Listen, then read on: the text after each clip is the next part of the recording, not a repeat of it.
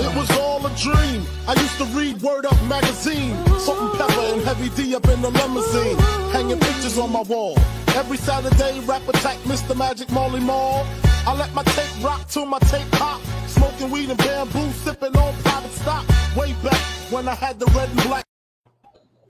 Good evening, everybody. That's right. It's that time. Coffee for Your Soul goes down every Wednesday at 7:30 on Facebook, YouTube, LinkedIn, but not tonight because it's going to be a very interesting topic that we're going to have. So our topic tonight is Democratic 2020. So I'm going to be here with my co-host, Mr. Black Maxim. Say what up. Yo. Mr. Avalanche. Say what up. Welcome, everybody. Welcome. We're going to have a great conversation tonight. All right, our topic is Democratically 2020. We will explore perspectives on public policy, economic debates, foreign affairs, and national politics concerning the Democratic Party. This is our second part of the Educate the Public series. Last week we did the Republican perspective. Tonight is going to be the Democratic perspective, and then we're going to bring the best of the best back for an amazing debate. As you know, we're getting up close to election time, and we want to make sure all the parties are understood. Questions could be answered with some of the guests that we've identified and brought aboard. So our first guest is Mr. Neil Ambrosio. Welcome, Mr. Neil. Good. How are you guys doing? Pretty good, brother. Thank you. Good to be Great to have you. Yeah. Mr. Ambrosio resides in Boynton Beach. He attended Barry University as a communication major. And he's also a St. Thomas Aquinas alumni. So what's up? Go Raiders, go Raiders. What's up? So our second guest is Miss Liv Mueller Gabrielson. Welcome, Miss Liv. Hi, guys. Thanks for having me. Welcome. All right. Miss Liv was from Lima, Peru. She moved to the United States at 5 years old. She currently resides in Parkland, Florida. She's most proud of her philanthropic endeavors, her two kids. Sorry, Mr. Derek, and her Florida State Seminoles background and her alumnus as well. You're gonna have a little surprise. I think Miss Wells has a connection to that as well. She's also got an MBA from Nova Southeastern University. She has 20 years of sales and marketing experience working with our large Fortune 500 companies, and currently she's a director of marketing for one of the top 50 real estate developers in the United States. So welcome, Miss Liv. Thank you, guys. Welcome, Liv.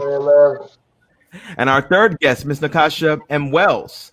She's a seasoned. Welcome, Miss Natasha. Welcome to Coffee for Your Soul. Hello. Ms. Wells is a seasoned legal mind who brings almost 12 years of experience in government relations and employment matters. She is the deputy coalition director for the state of Florida for the Biden campaign. She's also responsible for all her EEOC claims, ensuring that her employees, 600 plus employees receive the appropriate trainings related to equal employment, that our affirmative action program complies with state and federal mandates.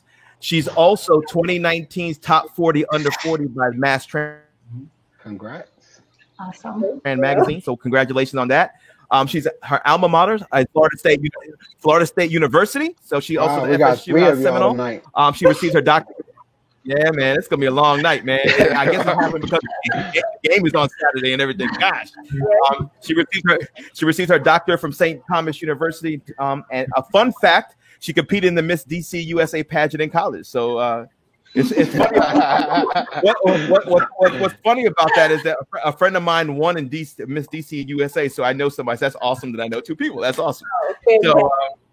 Welcome to Coffee for Your Soul, episode 17. 17 weeks we've been doing this with my two buddies, and we've been having fun, learning a lot, engaging conversation with a lot of guests. And one of the biggest things that we wanted to do is like kind of help educate folks as they get prepared for the vote of the century. So at this time, we wanted to do Educate the Public series, and we've done that. So we're halfway there.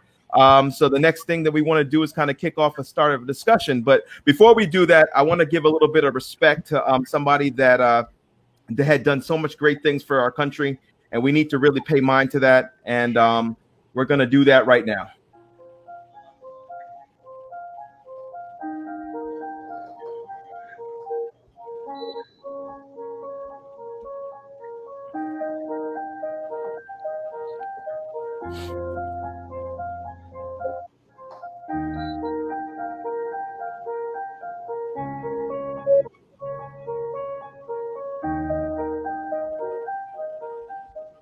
Despite her enormous ability and academic achievements, she could not get a job with a law firm in the early 1960s because she was a woman and the mother of a small child. Having experienced discrimination, she devoted the next 20 years of her career to fighting it and making this country a better place for our wives, our mothers, our sisters, and our daughters.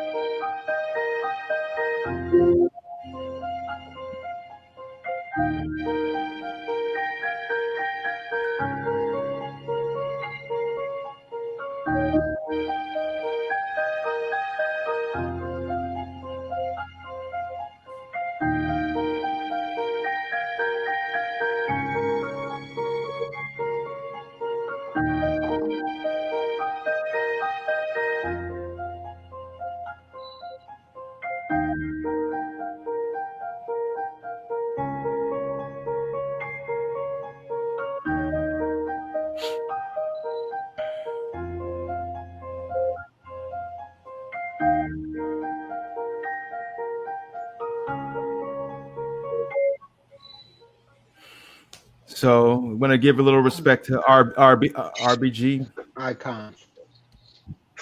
So we have two ladies on the panel tonight. Would you like to leave anything tonight? Talk a little bit about RBG before we move on to our next segment. Well, I have to say, John, as a lawyer, her impact on American culture and on jurisprudence cannot be understated. I am deeply indebted to her just as a woman, and particularly as an African-American woman. I am eternally indebted to her. We were just talking on social media about how, as recently as the 70s, women couldn't even get credit cards in their own name until legislation came, before Justice Ginsburg. And, she was able to change a lot of things for, women and our rights in this country. So, we, as a woman, we owe a debt of gratitude to her for her lifetime of service to the United States of America. Yeah, absolutely. I agree. I just as a woman, as a working mom, as an independent female, the changes in society to allow women to really fully be independent from their fathers, from their husbands, is really all to her. And the cases that she brought forth that changed, a patriarchal society that existed in the United States as early as, 40 years ago, 30 years ago. So she is someone who I look up to, someone that I am so proud that my daughter has as a female role model. So awesome. She will be greatly missed. Awesome. Neil, Dimitri, or Max, you want to join? Neil, you want to go? Yeah, I'll just say, listen, as a girl dad, it's you look back at her, her career on the court and on the lower courts, and I don't think society could ever pay her back for what she's done to advance the causes of women. And I'll also say it's not just women. She's done a lot to advance causes, but I think one of the great things about the court is, and especially Justice Ginsburg, is the dissents, and 20 and 30 and 40 years from now, a law clerk, probably a female law clerk, hopefully is going to be sitting somewhere and they're going to look up the 30 or 40-year-old dissent that she wrote, and that's going to inspire them to make an argument and hopefully win a case that they're arguing. So I think that's, that impact, it's going to be hard to match that. Okay. Dimitri?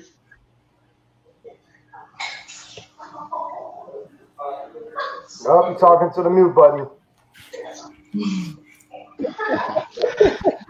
No, I just,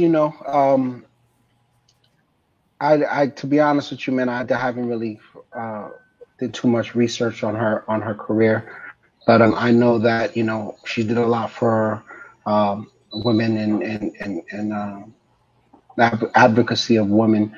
And overall, anytime a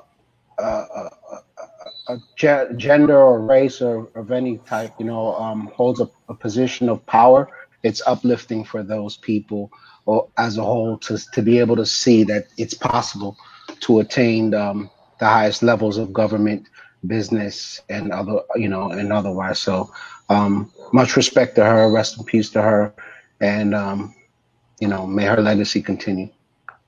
Max? Yeah, as a man, I'm ashamed because I'll be honest. I mean, I knew who RGB was. I knew she was on the Supreme Court. I knew that she, was definitely on the left side of the court. But in terms of knowing who she was and what she contributed, frankly, I didn't even know an iota of it until, unfortunately, her having passed, all of this stuff comes up and you hear about her history. And it's kind of amazing because it's kind of to Liv's point.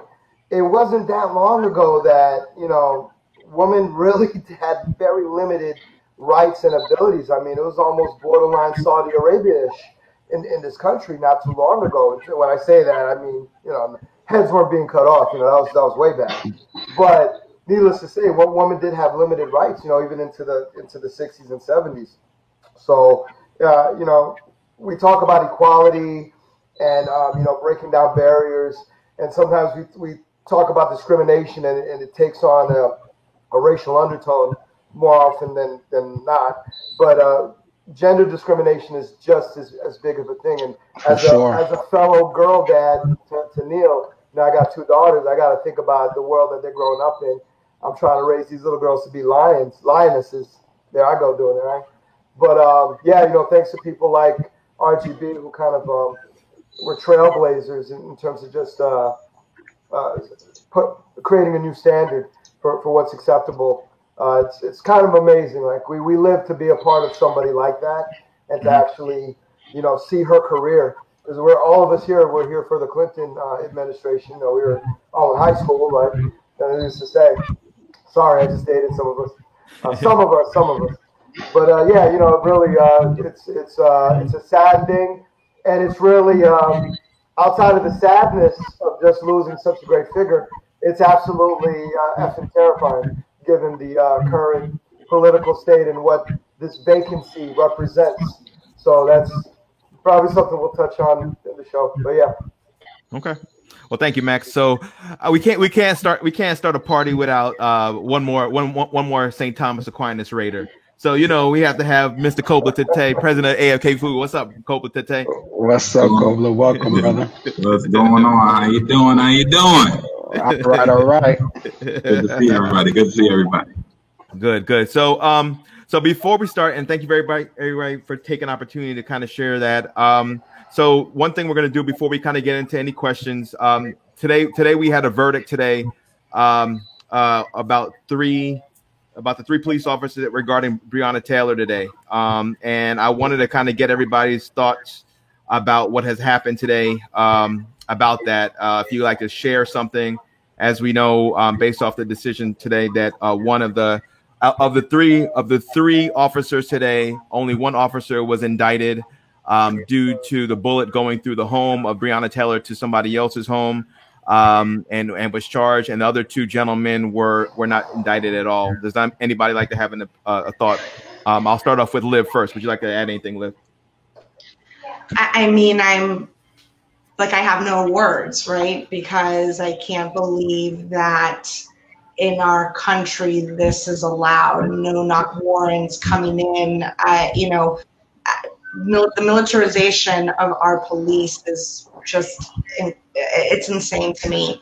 I am so thankful for social media. I think social media, there's a lot of negativity around it. I'm so thankful for social media that has opened my eyes to police brutality that otherwise was not a part of my world, and that's something that I was ever exposed to. It's just unbelievable to me, really. It's unbelievable. Mr. Kobla? So, really looking at this from a lawyer point of view and having to prosecute the officers, you would have had to prove a lot of factors and points that would have been very difficult to not have doubt in, like, let's say, a jury, because essentially they were following orders. So I looked at it in a couple ways. I still think that there are always opportunities for justice in our country. With that, have been very difficult to try and get a conviction, probably, for what they were trying to get. But understanding the dynamics and that something was wrong and making amends and something to correct said wrong in the future, I think is extremely important. The no-knock warrant, even if that was the right place, you made a mistake. You killed somebody who was just in their home. Of course, they paid out the $12 million, but what are the other repercussions, and what are the other things that happened as a cause of that? So I can see both sides and both perspectives. Do I think it's tragic? 100% I do. But we still have some ways to go with the justice system. And when we look at these cases and things of this nature, we've got to be careful of the emotionality of it, because that can skew our thoughts into processing what someone on the other side would have to do in order for something to work out, like in this case. So just some observations. It's sad, it's upsetting, but got to be able to see the whole picture and see what we can do to make this better in the future. Mr. Neal?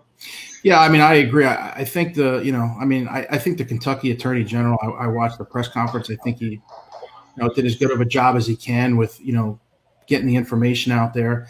I think the challenge with all this, and I don't know enough about the case to say whether or not, it was, the decision that the grand jury reached was, justified or not justified. But what I do know is I think one of the underlying issues that we all have to figure out is, people should have trust in that process. The grand jury process is frustrating. It's kept in secret. It doesn't have a lot of air exposed to it. And, sunlight has a tendency to expose some things, and the grand jury process isn't necessarily, the brightest process in the world. But I think the issue is that the fact that, folks don't have confidence in that process is really the bigger issue. Because, I think based on what was out there in the media and social media and whatever, there was a predetermined, outcome that people were looking to have happen. And I'm not saying it was right or, their feelings are right or wrong. But I think that's the issue is, it's you're innocent until proven guilty. And I'm not saying they were innocent or guilty, but I just think that it's a frustrating process to a lot of folks. And I think that's the issue, and to, Kobla's point, now you have a lot of tensions, in that city right now, and rightfully so. There's a lot of folks that are frustrated, and I wish I had an answer to unfrustrate people. I don't, but I think it comes down to we just have to we have to somehow rebuild and regain the trust, in the institutions we have. And that's, that's policing, that's the courts, that's, grand juries, all up and down the line. Mm-hmm. And just to jump up on. All right, Miss Wells. Go on, Miss Wells, please. Miss Wells. Hold on, Max. Miss Wells. I agree with just about everything that's been said. I think it's two things. One, as Neal stated, it's a transparency issue. I think people have completely lost faith in the justice system, particularly when it comes to how it's rendered for African Americans in this country. I think the other issue is that the charge that was put down today was a slap in the face for basically the only officer to be charged in the case to have been charged for, I think the charge was wanton endangerment. That's basically saying that it was more reckless for him to shoot into another apartment or for stray bullets to have potentially endangered other people who are still walking around and alive today. It was more dangerous for him to have endangered their lives than for the bullets that actually pierced Breonna Taylor's flesh. And as a Black woman in this country, the level of frustration, and I cannot underscore to you how infuriating that is. For you to tell me that bullets in an apartment wall building are more important than the bullets that went into Breonna Taylor's body. And until we address that as a country, we are never, ever going to be able to resolve our issues with the justice system in this nation. Never.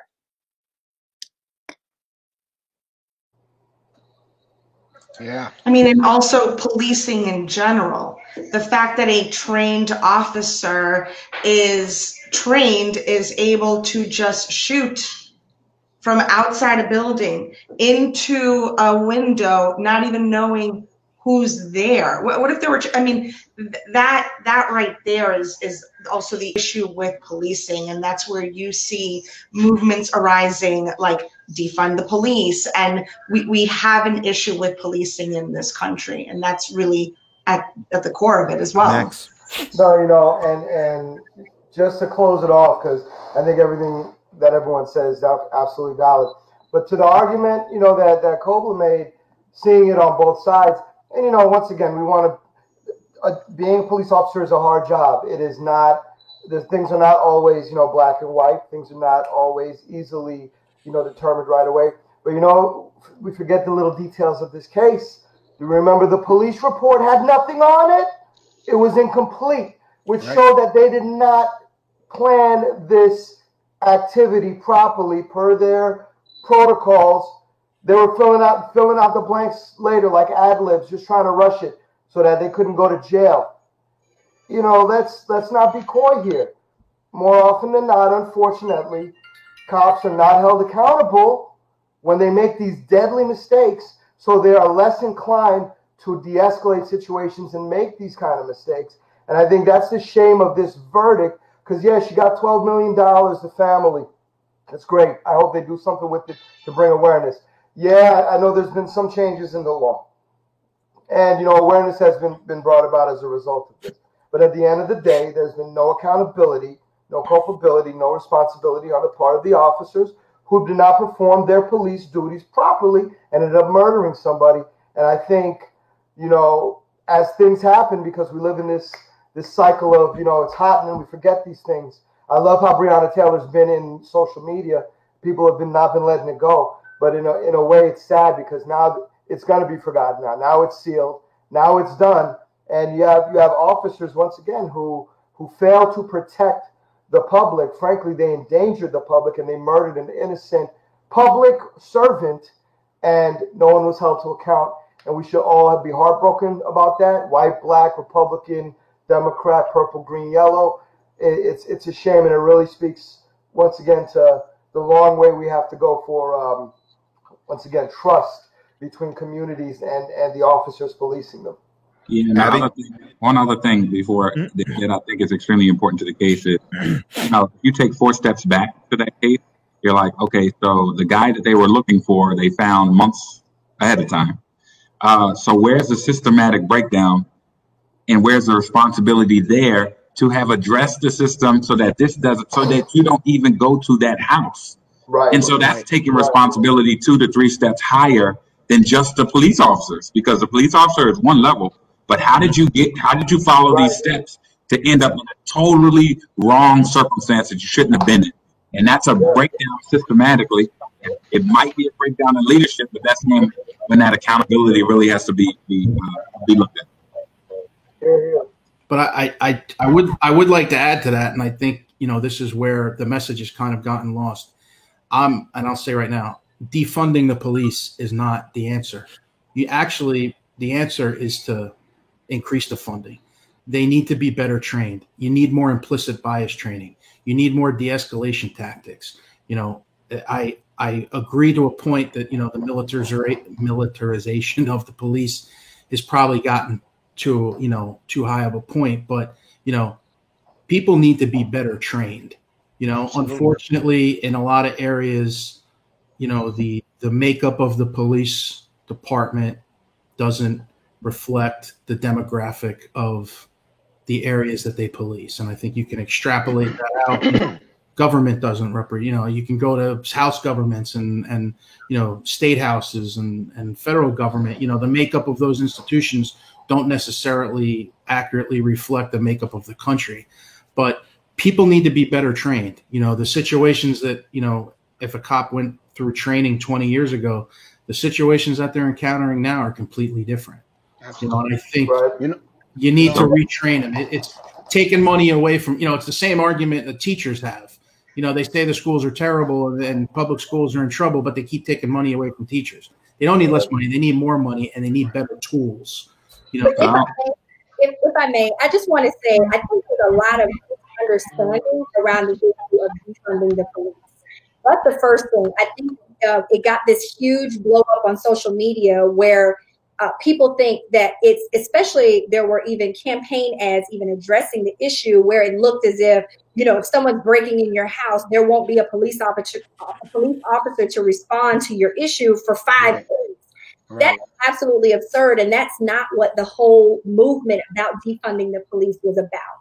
What it was about was reallocation of funding. There are many issues that the police respond to that they should not be responding to. We have seen such a huge increase in mental health issues that the police are having to respond to that we could have trained professionals responding to so that they can properly address the issue of the individual that they're responding to. So it's not about taking money away from the police. It's a reallocation and redirection of that funding so that we have police actually responding to the issues that they're trained to handle. That's what it is. And so I got to chime in on that because real quick, I'm in Austin. I'm in Austin and we actually defunded the police. I'm going to give it to you. So we voted to take money away from the police. And so I looked at the budget because I didn't know the budget, Neil, so I'm just telling you information.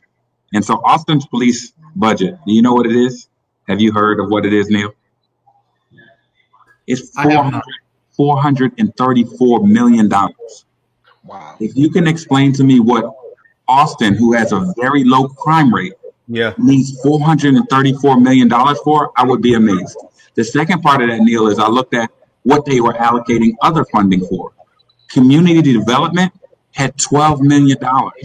So to Ms. Wells' point, make sure I say that correctly, to Ms. Wells' point, if you were to allocate that more towards the source of the issue, then that alleviates some of the things that police officers even have to go through. For instance, disparities in housing and not giving people the applicable things they can do to be successful. I would love to reallocate money there because I can't figure out what you need $434 million for. By the way, someone I know, a lawyer I know, worked for that to get them defunded. Like they had like $1 million for a golf fund. I mean, there are various different things, and that's just one example. But could that money be allocated more towards the solution? Because by the time you get to police, we're a little too far gone. It's like a lag measure. We're at the point where we've already seen what's going to happen. And whatever we fix at that point, it's not going to truly fix the issue. So we need to get more into the core, and that's a responsibility and accountability thing. But that's just on this point. And I want to let Dimitri close out this topic, and then we're going to pivot into this. Go ahead, brother. Yeah, I just wanted to, back a little bit about the whole Breonna case. We touched on multiple points on that case. I wanted to just say a couple things. One, the no-knock warrant, I never understood that. It makes no sense. It's not like they're knocking like, hey, open up, please. Knock, hello. They're just like, police warrant, and that's it. Kicking the door. That's it. It's that simple. You don't need to sit there 4 minutes. It's us. It's saying that it's dangerous. It's a dangerous job kicking in someone's door, period. So that's one thing. Number two, I don't think all three officers are completely at fault in that case because two of them did not fire their weapon recklessly. One did, right? So one, you can't look at the fact that I consider her murdered.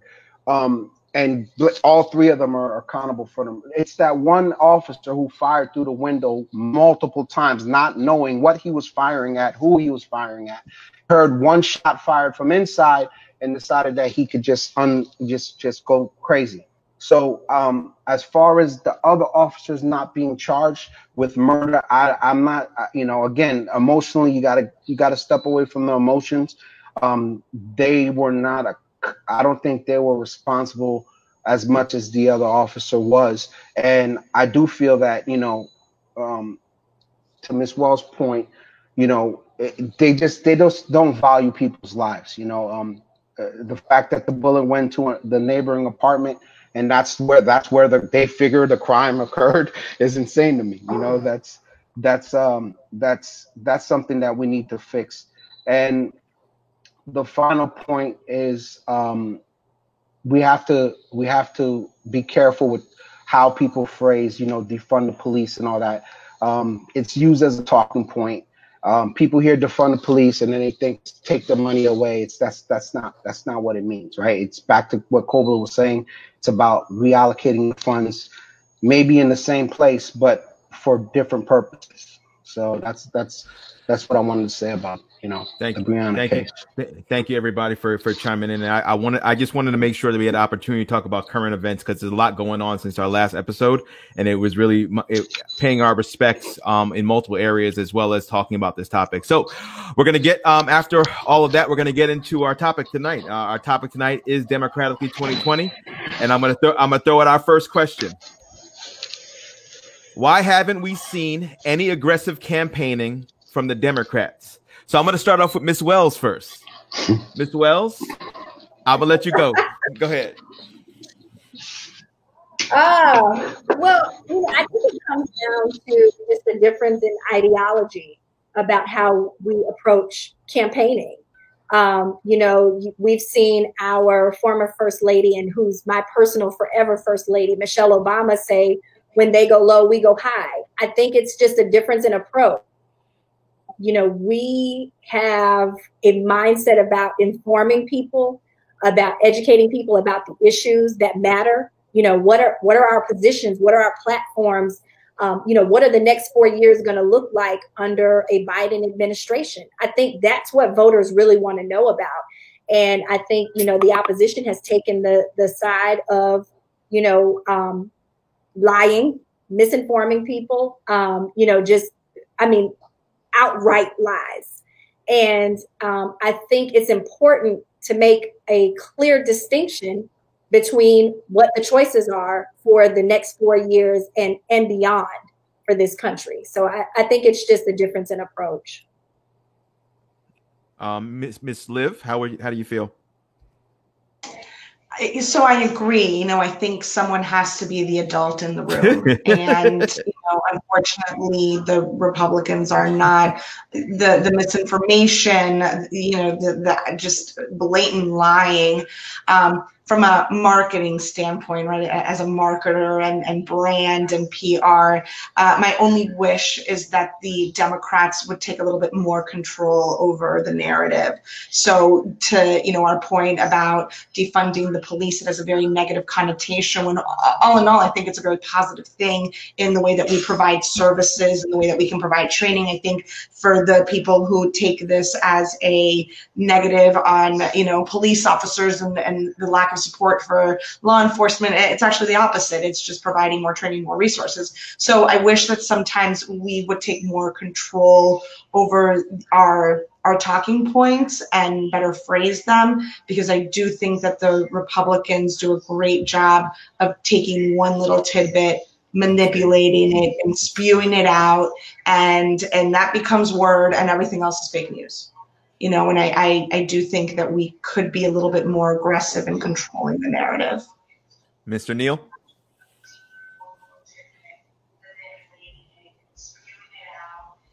You're on mute. You're on mute, Neil. Sorry about that. I said I agree with Ms. Well. I think it's two completely different styles. The perception, and I think it's kind of funny about the question, the perception is that Democrats aren't campaigning because they're not holding massive rallies and airplane hangars, and you don't see a bunch of people, with signs and, screaming and they're all excited, but I think there's a lot more, person to person outreach. I think there's a lot more surrogates on the road for the Dems.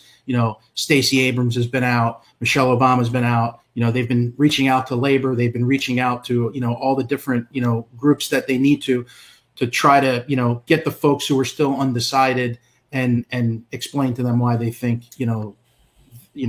their plan is better. And I think Biden and Kamala have done a pretty good job of that. The problem with controlling the narrative is one of the benefits that, President Trump has is, he has the White House.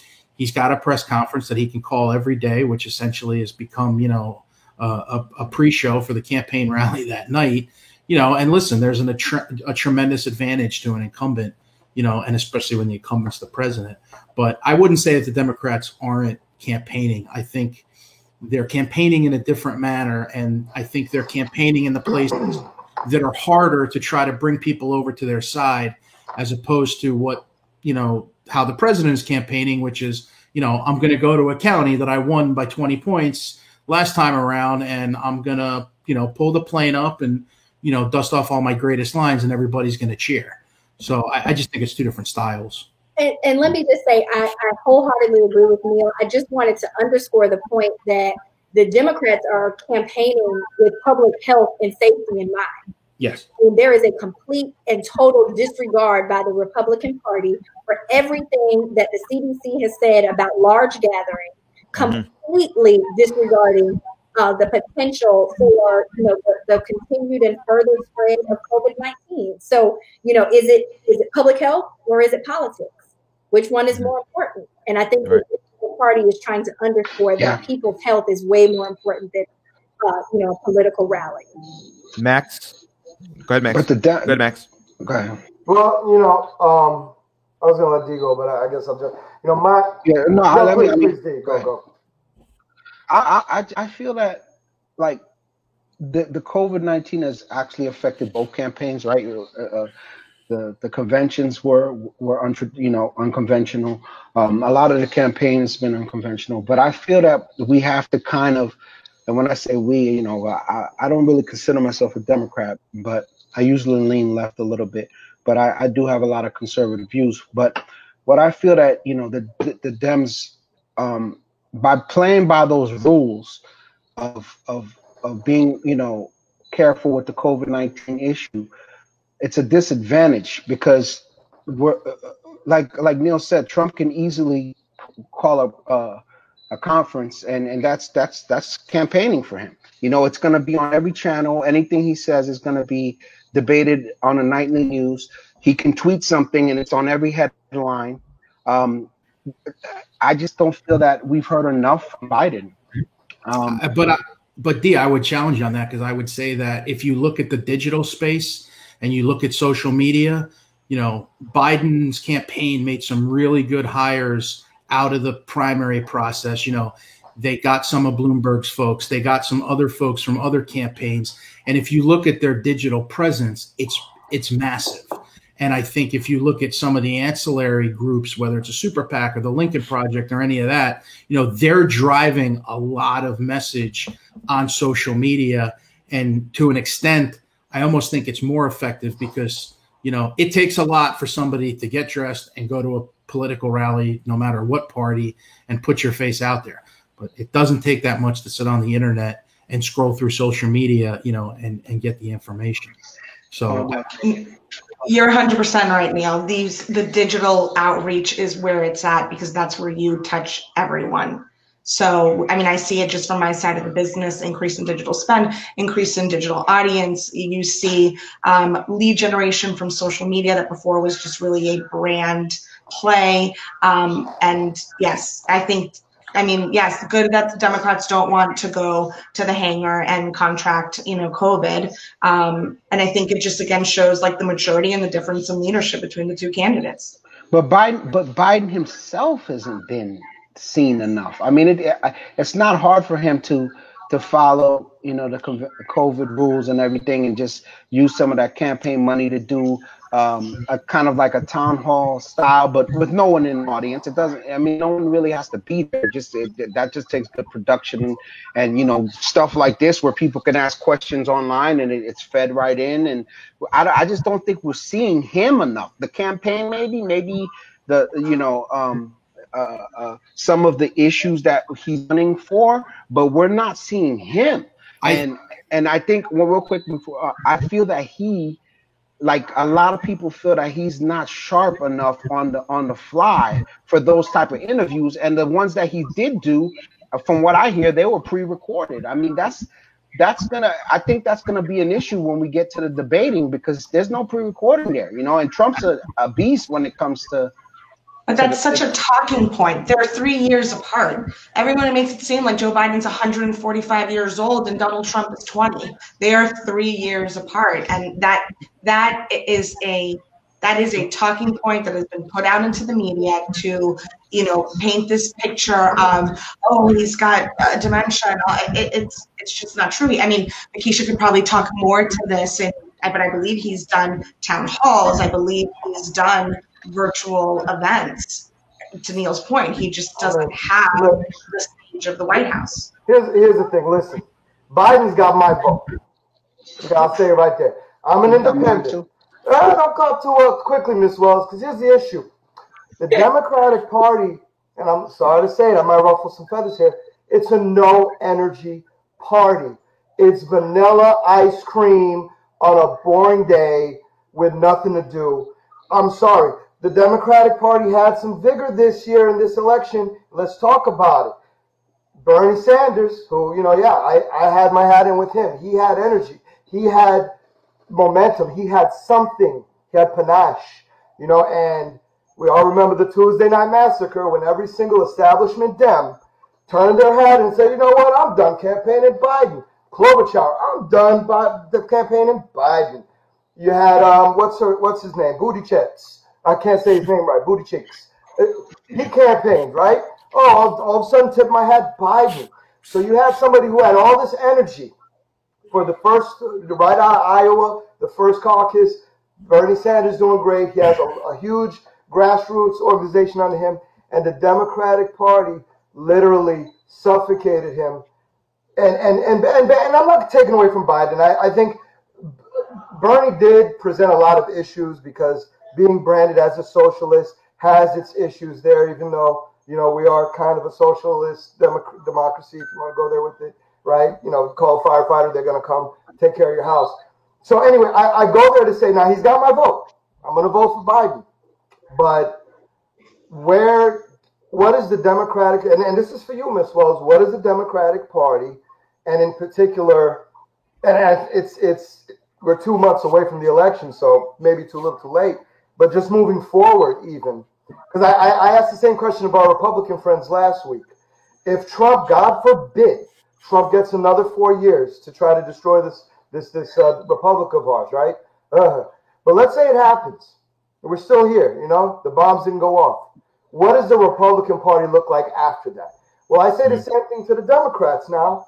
All right, let's say Biden does win. And yeah, that gives, the more progressive side of the Democratic Party more leeway or leverage to kind of bring about maybe some social changes that the more progressive wing of the party wants to see.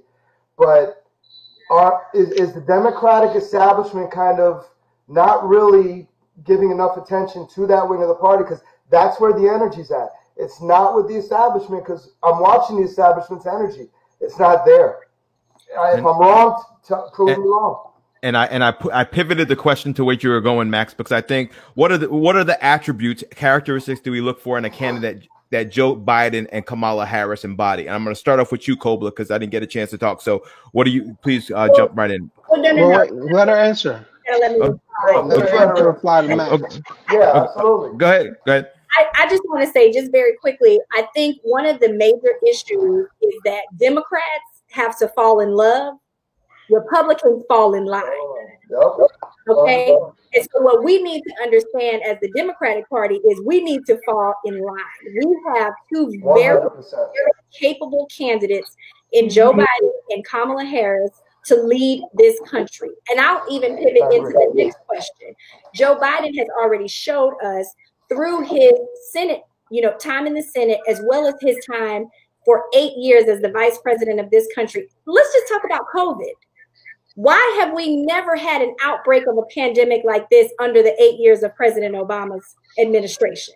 You know why? Because he actually had a pandemic response team that was in place to be able to respond to pandemic. This isn't the first one. COVID-19 is not the first pandemic. We remember Ebola and SARS and swine flu, you name it. But none of them got out of control where over 200,000 people lost their lives. That's steady leadership. That's what we need in the White House right now. That's what we have in Joe Biden. And Kamala Harris is a seasoned prosecutor, a senator. She's been an attorney general. I mean, she is as qualified as they come to lead the nation. And when you talk about the future of the Democratic Party after we win in November, Kamala Harris is absolutely positioned to be able to lead this country after Joe Biden's administration is complete. So I am very confident in the future of this party because we need steady, mature responsible leadership in the White House. Absolutely. What she said. So Cobra, can you answer that question that's on the screen? I most certainly can. So in terms of attributes and characteristics that I look for in a person, this doesn't have anything to do with Joe Biden and Kamala Harris. First thing is character, and second thing is integrity. Those are just two things, right? You have character and integrity, because what that means more often than not is you're going to make the best decision that will net the best outcome for people. The third thing I look for is, are you selfless? Are you serving?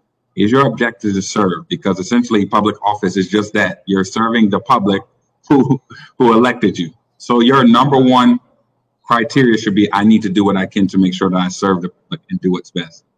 I think leadership is extremely important. Those three things are engrossed in leadership. Do you lead and take responsibility? Do you take ultimate accountability for things that happen and make sure that you do what is needed to be done to make sure things are resolved? Because ultimate accountability, if you look at books about the Navy SEALs, they take ultimate accountability. No matter what happens, no matter how much they prepared for it, if something happens, they say it's on us. We need to revisit, reevaluate, and then come back and figure out how we can do this better. And for someone who is leading the nation, you should have the ultimate accountability for everything that goes on in the nation. And you should be doing that because your willingness to serve the public is your number one priority. It should be the number one priority. And that's not one side or the other. It's just the public. It's just people. And so you can disagree with various things and you can skew one side and skew to the left. But I think it's extremely important to make sure we analyze and look at what their platforms are, not how funny they are, or what they look like. I know that's easy because it takes less work. But when you really dig in, has Joe Biden made mistakes? Yes, he has. He voted on the police bill with Clinton and all that good stuff that caused a lot of issues to some cultures that look like me, right? Are there some decisions that Kamala had that might have been not so good? Absolutely. But the question is, what did they do next? How did they process through? Why did they make that decision? And how did they get to a point where you continue to learn and grow? Those are the characteristics that I'm looking for. And can you say, I made a mistake. I'm sorry. This is what we're doing to move forward. Crucial. Dimitri? Listen, Cobra hit it, out the park. That's exactly what you want from leaders. President Trump has done absolutely none of that. Zero of it. Not even half of it. That's one of the reasons why it's absolute, must that he must go, because he's not a leader. He couldn't lead a baseball team. He couldn't, let alone the country. You know what I'm saying? He couldn't. He's a problem. He's a problem. He's a narcissist. He only thinks of himself. It's obvious. I mean, even with our panel last week, the Republicans, they didn't have no defense against that. They were just like, yeah. They were like, yeah, that's who he is. And I mean, I've yet to find a Republican or a conservative or a supporter of Trump to eloquently defend him. They just can't do it. They'll give you, little talking points here and there. They'll say, he something like, he's cleaning the swamp or some garbage like that when half of his campaign has been arrested. I mean, this gets crazy, right? But, Cobley hit out the park, man. That's how I feel. You have to take accountability. I think every president in the past has. They always say the buck stops with us, and they always do. Trump's the only one that doesn't do that, and that's very scary because his mistakes have been huge. And you can catch him in live right then and there, and he still won't say I was wrong. He won't do that. So, yeah. I'm gonna segue from that to this question. Is there anything President Trump has done that you could praise? You have Trump supporters who continue to say unemployment has declined, especially for minorities, and wages have risen. I'm going to start off with Miss Wells. Go ahead, Miss Wells. I was going to say, you can pivot to somebody else. I think if he has done anything positive, it has been completely overshadowed by all of the negativity of his entire 3.5 years in office. So I'm unable to even be able to praise anything that he's done because he has attacked There is not one community in this country that he has not attacked. Not one. I mean, he has said, things about Haitians, about Mexicans. He has talked about African Americans. He literally, when I can't even remember, it was in Virginia where someone ran over a protester and killed them. And he Charlottesville, said, Charlottesville, Virginia. Good people on both sides. I mean, just the laundry list of negativity and absolute untruths that have come out of this administration. It prevents me from even being able to try to find any small scintilla of praise for this administration. Ms. Liv? From whenever I talk to my Republican friends about their support for the Trump administration, it always goes back to the economy, this exact point. Oh, unemployment has declined. So I decided to do some research because I'm like, is this true? I don't know. So the reality is that there's partial truth to that. The unemployment for Hispanics and Blacks has declined during the Trump administration. However, it is not a result of his policies. The unemployment for Blacks, for Hispanics, and for white people has been on a steady, slow decline since 2010 due to major stimulus package that happened after 2008. So it's been forecasted, it's been trending, it has been a constant, slow decline. He walked into it, into an economy where unemployment was going down, right. and had been for years, right? So can you take that as a talking point? It's at the lowest. Is that true? Yes, but it's absolutely not a result of any economic policy, quite frankly, because there hasn't been any. If any unemployment had decreased due to Trump's economic policy, the trend of decrease in unemployment for Hispanics, Blacks, and whites would have sped up. Or if his policy was specifically to help Hispanics and Blacks for unemployment, for them, that rate of unemployment would have sped up and increased. So while it's true, it's not because of him. It's the same thing I heard, one of his supporters say, President Trump loves the gay community because he's the first president that gay marriage was allowed. Is that that's accurate? Yes, but not a result of any of his policy. It's a result of, Obama policy that allowed the legalization of gay marriage. He just happened to walk into it as a president. So that's a nice talking point that doesn't have a lot of facts behind it. It's just not true. Okay, I just have to say I'm sorry. And you addressed that very well. But what I have to say is that if unemployment was on the decline, let's talk about the historic unemployment numbers due to COVID-19. Right. It ended then. Right. Absolutely. I mean, any benefit that the Trump administration had came from the Obama administration, which he absolutely does not want to acknowledge and say that President Obama gave him this country in a very, very good position. And then he does not want to acknowledge the catastrophic unemployment that we have suffered over the course of the last 200 days since the start of the COVID-19 pandemic and since the Great Depression, literally. So any gains that we had under his administration have been completely. Mr. Neal? Yeah, I mean, listen, the numbers don't lie. I mean, coming out of the financial, recession 2009, the unemployment rate's about 10%.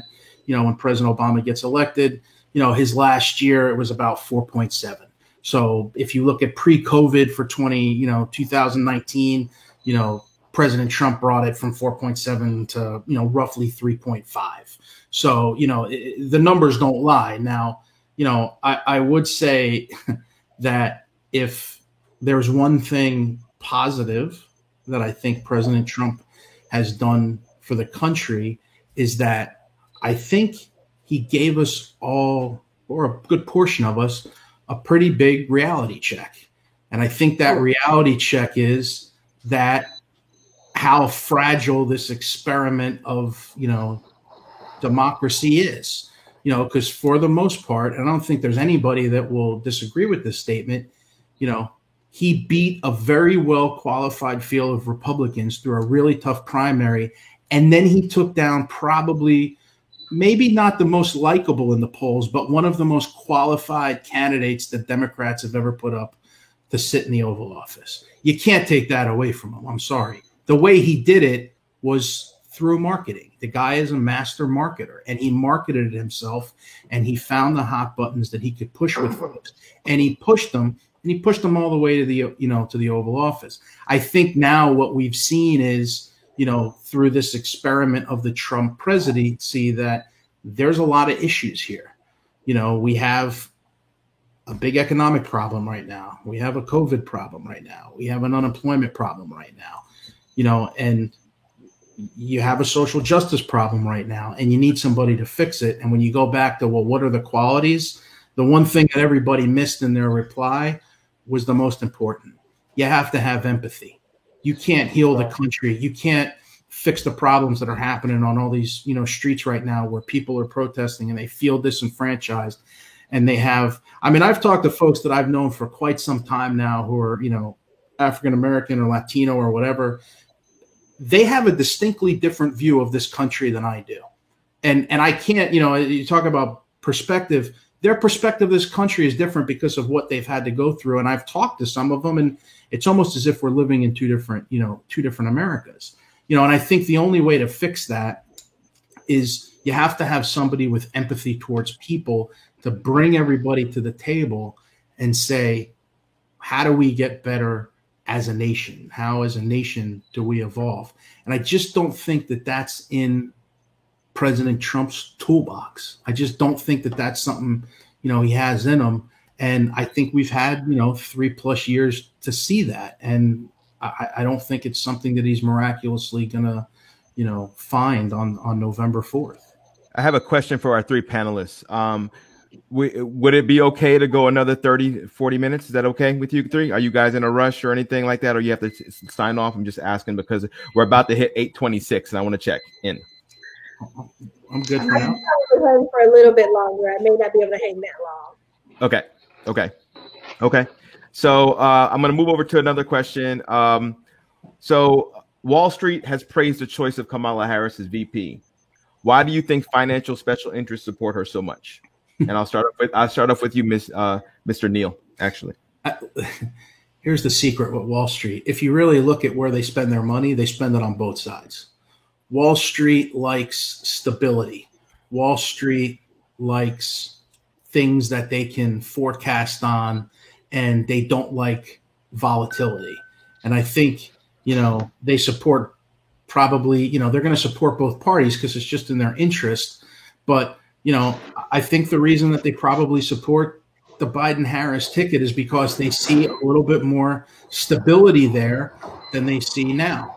You have a president now that is not afraid to get involved with the Fed to a ridiculous degree. You have a president that's not afraid to get involved in individual transactions, who's not afraid to come out against private companies when he doesn't like something and throw the stock into, so crazy. When you're a Wall Street guy and you're running a lot of money, that, you like things that you can forecast and control. You can't forecast and control as president.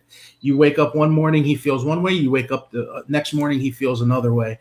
And I think the reason that, they like the Biden-Harris ticket is that whether they agree with their policies or not, whether they think they're going to be taxed more or not, whether they think that they're going to be regulated more or not, at least they'll know what they're getting, as opposed to what they have now, which is sun comes up, who knows what it is today. Liv? I also think there's a little bit, one of the beautiful things about the Democratic Party is the diversity in it. I think it's also one of the challenging things. We have to appease the women vote, the gay vote, the black vote, the Hispanic vote, the white middle class working vote in the Midwest. We're not just like the Republican Party, which is primarily white Christian, right? And that's who you're appealing to. We have a lot of diversity. I think the very progressive side of the Democratic Party, when you look at the Bernie Sanders, when you look at AOC, there is a lot of push for change in our country's economy, the Green Deal, changing what is the status quo. I personally believe that that is the direction that we should be heading in. I think that it's time that we progress and move forward. However, I think it's scary to the businesses that sit on Wall Street, and so I think the Biden-Harris, it's to Neil's point, a dependable middle of the road ticket, to be honest with you. Okay, I'm gonna move forward with another question to you, Ms. Wells. I'm gonna start off with you. Why do you think the Democratic Party takes the black vote for granted? Oh, I was reading the rest of the question. Okay. Well, I disagree with that, for one. I don't think the Democratic Party takes the black vote for granted. But I do think that there's more that can be done to continue to engage the changing dynamic of the black vote. We are not a monolith. We are not, we don't think one way. We don't all agree on everything. We don't all have the same religion. We don't all have the same politics. You have black folks that lean more to the conservative side on a lot of issues. So I think it's just about, Black people have had an allegiance to the Democratic Party. And I think with any long-standing relationship, I think sometimes there may be some, neglect there, just because you are used to that demographic being with you.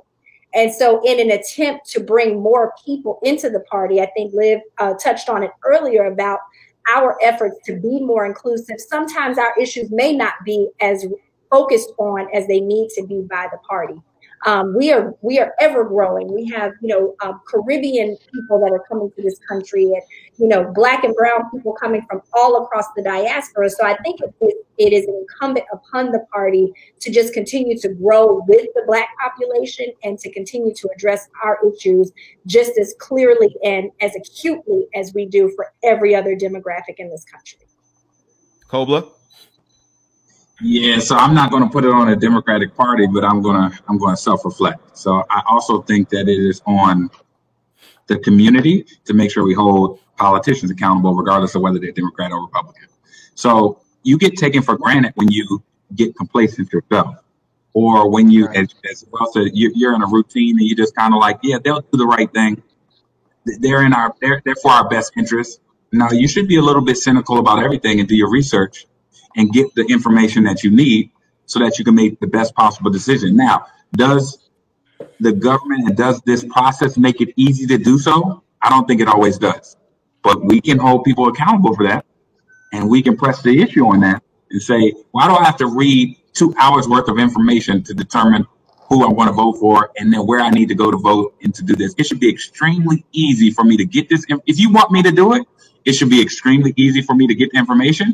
It should be extremely easy for me to execute, and it should be extremely easy for me to understand. So I'm gonna put some of that back on the community. We have to take some responsibility for the people who know, help the people who don't. For the people who don't, you know what I mean? Everyone could fall on a lane. It's an and, but we got to help each other to get through this process, and holding each party, whatever the party is, accountable, I think is extremely important to not being taken for granted. Max? Kobla kind of just did everything for everybody. I couldn't agree more. I think saying that the Democratic Party has taken the black vote for granted, it's a talking point. It's something people like to say. Frankly, I don't think John Lewis would have said that. I think Barack Obama wouldn't say that. And I'm not going to bring up every black Democrat, but needless to say, out of both parties, if I have to look at one party and see which party has over time and consistently at least made inroads and efforts to try to address, situations of inequality and dare I say prejudice, you have to say the Democratic Party. And that's not to say that the Republican Party is a racist party. It's definitely it's waxing close to something like that.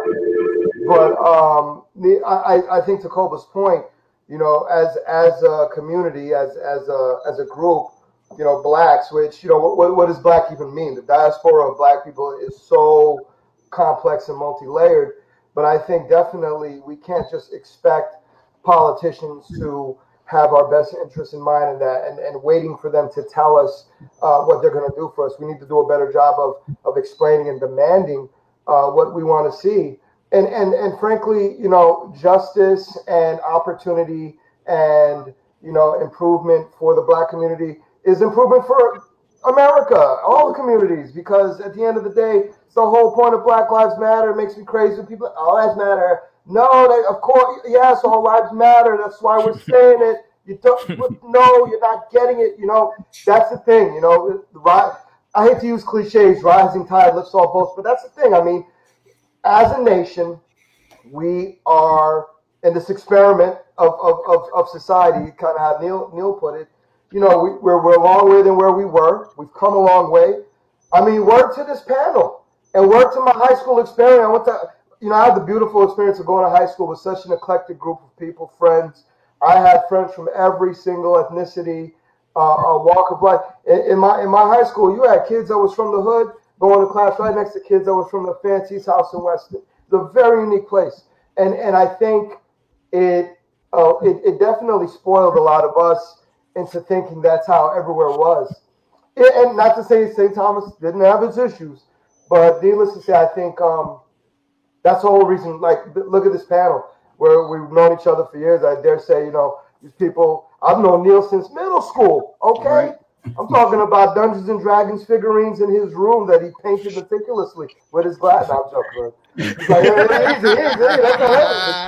It's okay. I got my Dungeons and Dragons stuff too. But like that's to say that the Democratic Party, in my opinion, because I'm an independent, and to Ms. Wells' point, and I think to Dimitri's point, I'm a big Second Amendment guy. I have a lot of conservative viewpoints. On other things, I have very tolerant mindset to things that might be considered progressive or ultra alternative to others. But I got no angel wings on my back. I'm not sitting here trying to judge people. But I believe in inclusivity. I believe in a big tent mentality for this country, because that's where we're going. I mean, DNA don't give a damn what you think. This country's mixing. It's beautiful. It's our strength. It's not our weakness. And I think the Republican Party has done a shit job of really making an outreach to all of America. I think the Democratic Party has a long way to go, but they've at least, in my opinion, in my years, have made better efforts at trying to embrace inclusivity and grow the party to include everybody, versus making it a party of just resistance to progressive mindsets. So I think in terms of taking the vote for granted, vote your conscience, vote what you believe in, but let's get back to decency. Because Kamala and Biden, Kamala, did I do it wrong? Did I just Tucker Carlson that shit? Kamala, and you know how Nakasha checked me, so let's go. Yo, that's how it happened. But like, to me, they represent a return to normalcy. They're the farthest thing from the picture that the right is painting of the progressive boogeyman. I mean, frankly, that would have been Bernie and whoever he would have picked. That's not true about us. We're not good. He would have been going crazy trying to defend himself. But, frankly, Biden and Harris, I'd never call them Republicans, but they're so more normal than where the Republican Party has gone. You might as well call them classical Republicans, because the current Republican Party, it's a cult. It is. You can't talk to people. You can't talk science, logic.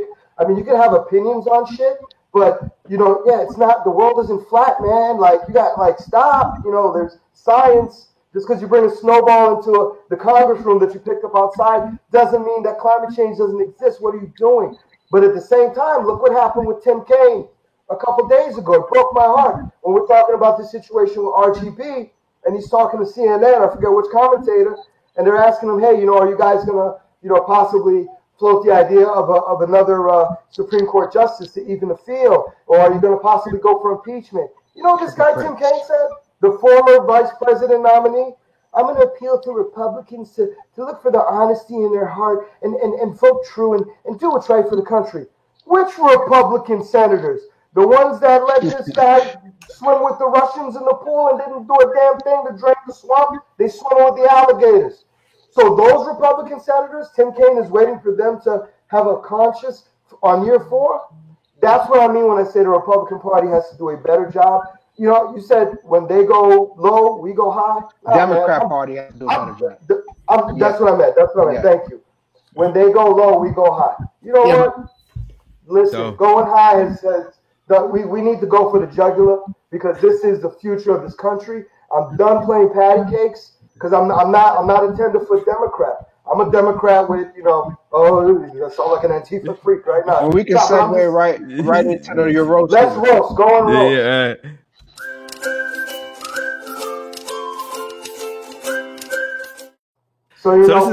Go on, please. So this is our time to allow opportunity to share some idiots that's on the internet or in the world. And Max is going to start this off first. So I'm going to get this prepared for my brother. And we are going to have that check. Right. We're going to start off with Lee Atwater, Max. All right. So this is Lee Atwater speaking, and he's regarding the Southern strategy. And this was a strategy during the 60s to flip the Democratic Party or the Republican Party to a more white party by appealing to white flight in the suburbs of the South at a growing, multicultural. Here's how I approach that issue as a statistician or a political scientist, or no, as a psychologist, which I'm not. Is how abstract you handle the race thing. In other words, you start out, and now y'all aren't quoting me on this. You start out in 1954 by saying nigger, nigger, nigger. By 1968, you can't say nigger. That hurts your backfire. So you say stuff like force busing, states' rights, and all that stuff. And you're getting so abstract now, you're talking about cutting taxes, and all of these things you're talking about are totally economic things, and the byproduct of them is blacks get hurt worse than whites. And subconsciously, maybe that is part of it. I'm not saying that, but I'm saying that if it is getting that abstract and that coded, that we're doing away with the racial problem one way or the other. You follow me? Because obviously sitting around saying we want to cut taxes, we want to cut this, and we want is much more abstract than even the busing thing, and a hell of a lot more abstract than nigger, you know. So any way you look at it, race is coming on the back burner. So, we brought that clip on to kind of, explain the myth that a lot of, Republicans and especially black Republicans like to scream, the Democrats is the party of the Ku Klux Klan. The Democrats, the Republicans are the party of Lincoln. They're the ones who ended slavery. If you look into history, it's a lot more complex than that. There was a flip from the Democratic Party from being the Dixiecrat to what we see now. So, that Republican Southern strategy was absolutely, a contrived and well thought of plan to make sure that the South flipped Republican permanently, and we still see the remnants of that. Now, the real roast, and I bring the clip up before to go into now. It's just the hypocrisy of Republicans. Okay, because now with the death of Ruth Bader Ginsburg, you have this opening. But you have Republicans on record, senators, Lindsey Graham in particular, who on record in the House, in the People's House, saying that, hey, if this happens in 2020 and there's an opening, we're going to honor the people's wishes and we're not going to vote. And now these guys are just flipping, they're turning, they're twisting because all they value is power. They have no integrity. They're hypocrites. The Republican Party, I don't even know how you could look yourselves in the mirror. Can we play that clip of Lindsey Graham, please?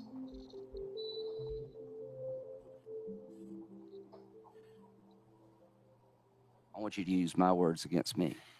If there's a Republican president in 2016 and a vacancy occurs in the last year of the first term, you can say, Lindsey Graham said, let's let the next president, whoever it might be, make that nomination. And you could use my words against me and you'd be absolutely right. If 2 years later, opening comes in the last year of President Trump's term and the primary process is started, we'll wait to the next election. There is a long tradition that you don't do this in an election year. The Senate is advising right now. We are advising that a lame duck president in an election year is not going to be able to tip the balance of the Supreme Court. I think it is particularly important that the Senate take it up and confirm this nomination before the election, because Joe Biden has been explicit. He has said if he doesn't win, he's going to challenge this election. He's going to go to court. He's going to challenge it. He's already hired a big legal team. Hillary Clinton has told Joe Biden under no circumstances should you concede. Given that, there is a serious risk of a constitutional crisis. It's campaign season. We're right in the middle of it. And one of the most important issues now is this. Who will Americans trust to nominate the next Supreme Court justice? As senators, it leaves us with a choice. Will we allow the people to continue deciding who will nominate the next justice? Or will we empower a lame duck president to make that decision on his way out the door? President Trump's nominee for this vacancy will receive a vote on the floor of the Senate. The Senate has more than sufficient time to process a nomination. History and precedent make that perfectly clear. All right, so, the hypocrisy. How can I, as an independent or anyone who these guys lie for breakfast. They lie like they're breathing. And you can say what you want about all politicians have a little slick thing they're saying, but how can I stand, Republicans stand in line, Democrats fall in love. I can't even stand in hate with these people. Like, it's just disgusting the level of lies that we allow them to get away with. They lie in the people's house. They lie in the halls of the Senate, where we pay our tax dollars for them to create laws that basically guide our lives. And these are the guys that we're trusting. There's no repercussions to their lives. That's why they do it. So why won't your anger is misplaced? If you want to be angry at somebody, don't be angry at the Republicans. Be angry at the 100 million people who sat on the sidelines and did not vote in 2016. Yes. 62 million people voted for Hillary Clinton. 60 million people roughly voted for President Trump. And 100 million people sat home and did nothing. You started the show with, RBG. If you watched the prayer service that they had today, there was a rabbi from, I believe, her synagogue that spoke. And she said, RGB's philosophy on the Constitution was it's we the people. And we the people is much different now than it was in 1776. In 1776, I'm looking around, we the people would have included me. And all these years later, we the people now includes everybody that's on here. So if you want to get mad, you got to get mad at the 100 million people that sat on the sidelines. And those are the people that everybody should be talking to. You have to get people out to vote, because one of the things that this Supreme Court situation is going to show everybody, now you're really going to see what everybody's intentions are for organized labor and voting rights and women's rights, and just keep going down the list. And that's what everybody needs to be focused on. Trying to get all these Republicans to somehow, find the light and do what some people perceive the right thing. Save your breath. Your breath is better spent going and finding 10 people who aren't registered to vote and getting them registered to vote and educating them on the issues, which I think is what you folks are trying to do, with with this. But the real question I would pose on that, and I think that's a good point. That is a very good point. I'm just going to add an and to that. Why didn't they? Okay. Why didn't they go out to vote? And to me, that's the core thing that we always have to drive. Like, why did somebody feel like the need that they had that was unmet is not going to be taken care of by going to vote? And what are the systematic things that may have potentially caused that? What are the psychological things that may have caused that? Because that's not a one-time. We can go back to every election and talk about how many people didn't vote. Of course, we bring up now, and it's a good point because of who's in office. That's valid. Either way, it's valid. From the last 60, 70 years. And so there's a reason why, and that takes hard work to dig into that. Well, part of it's very obvious. Who votes on a Tuesday? I mean, we're the only country who votes on Tuesday.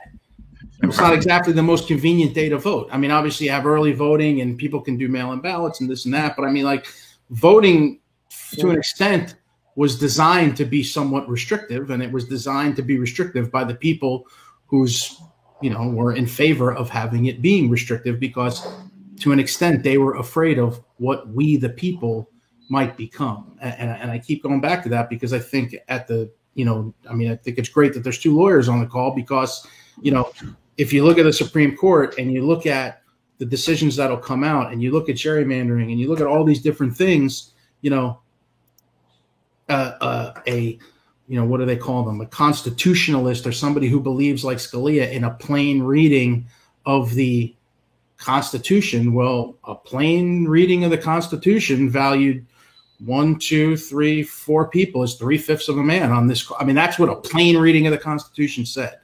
So I think that's why these are important elections, and whether they decide to expand the court or not, there's a lot of law made at the state level. There's a lot of law made at the county level. So it's not all about, let me come out, every 4 years for a presidential, or every 2 years for, a midterm. Run for school board, run for zoning commission, run for the planning commission. There's a lot of places you can run and make a difference. It doesn't have to be, you don't have to take the biggest bite of the apple.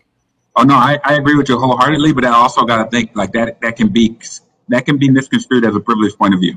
Let me tell you why. The reason why I say that is because you have to have time to do that.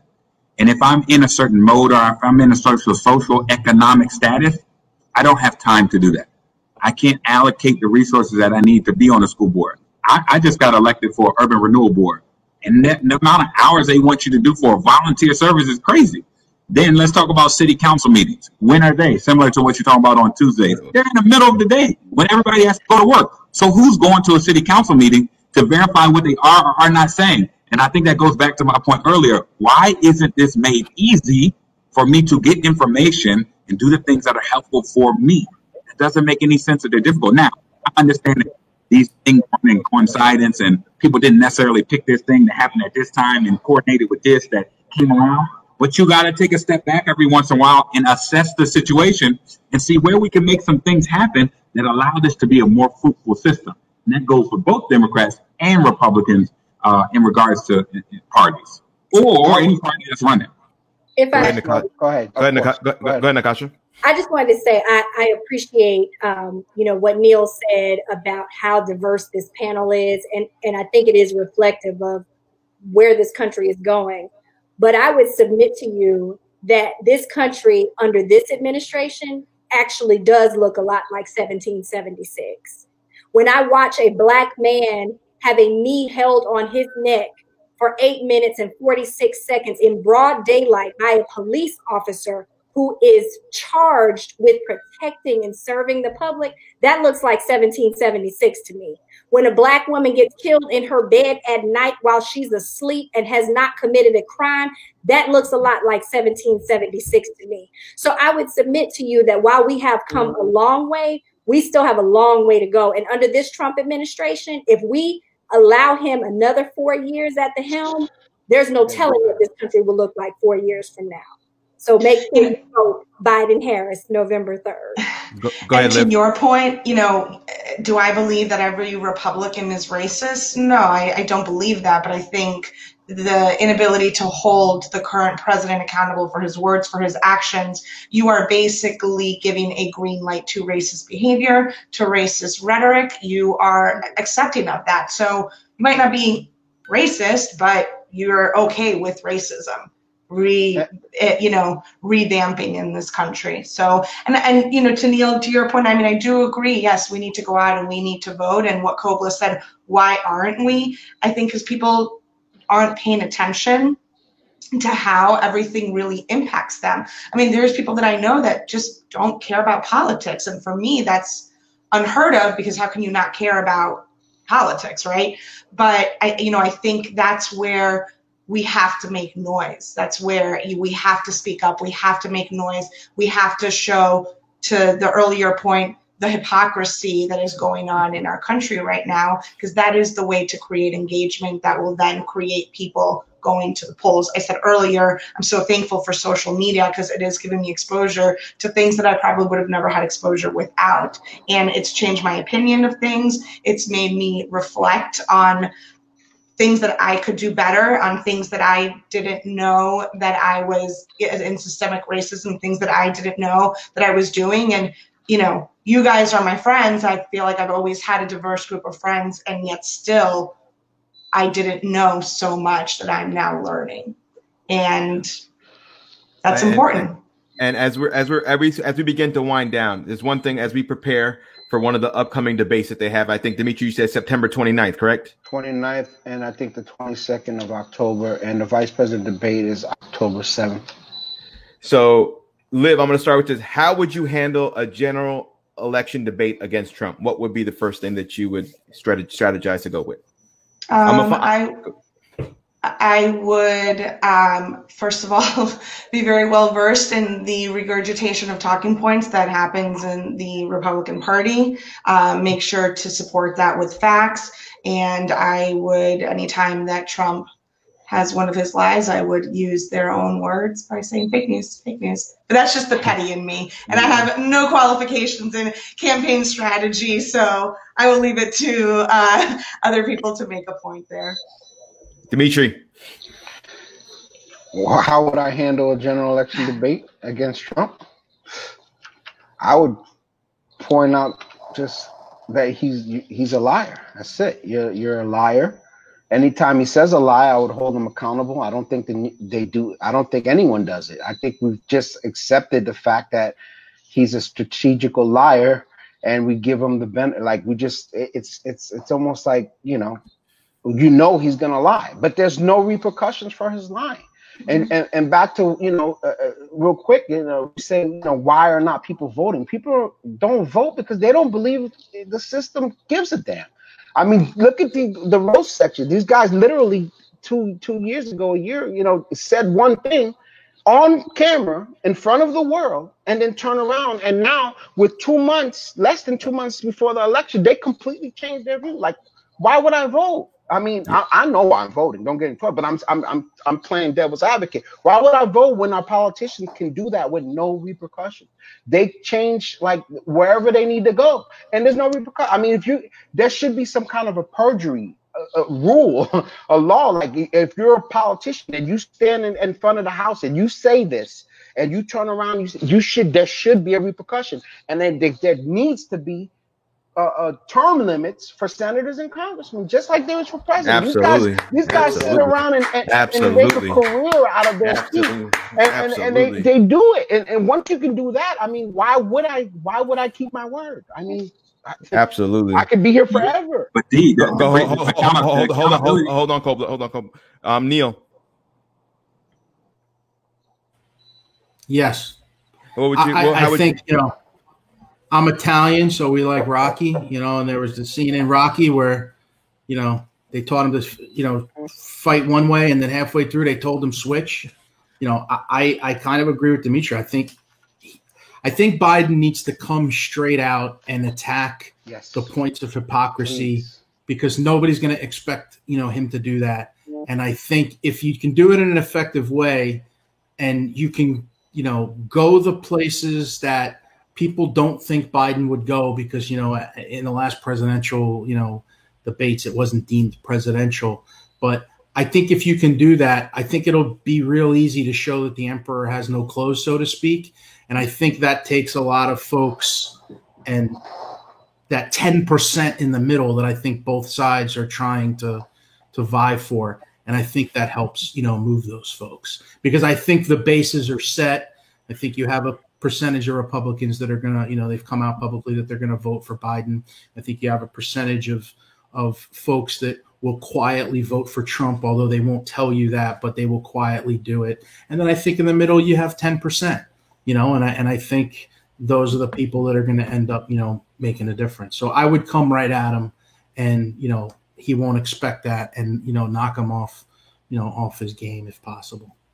Ms. Wells. Thank you so much. I do have to hop, but I am so grateful for this opportunity. This was an amazing panel. Some really distinguished and very intelligent conversation happened here tonight. But I would submit to you that there are two choices in this campaign. There is a return to a very dark time in this country where a lot of really, really awful and horrible things happen to Black and brown people that look like me. And we have a resident in the White House who does not respect every single American in this country. So I think what's important at a debate and on November 3rd is to show the clear distinction between Vice President Biden and President Trump. And I think that distinction has been made. It is about whether or not we want to return to civility and empathy and respect and care and concern for every single American in this country, whether you were born here or not. If you are an American, you are valued in this country. And I don't think that has been the case for the last 4 years. So I think in the debate, it is going to be clear. The choice is going to be clear, and that is Biden-Harris, November 3rd. Thank you very much.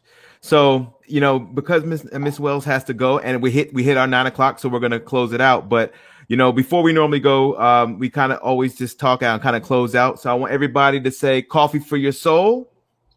Coffee for your soul. Coffee for your soul. Coffee for your soul. So thank you very much for watching. Mr. Neal, thank you for attending tonight. Miss Liv, thank you for attending.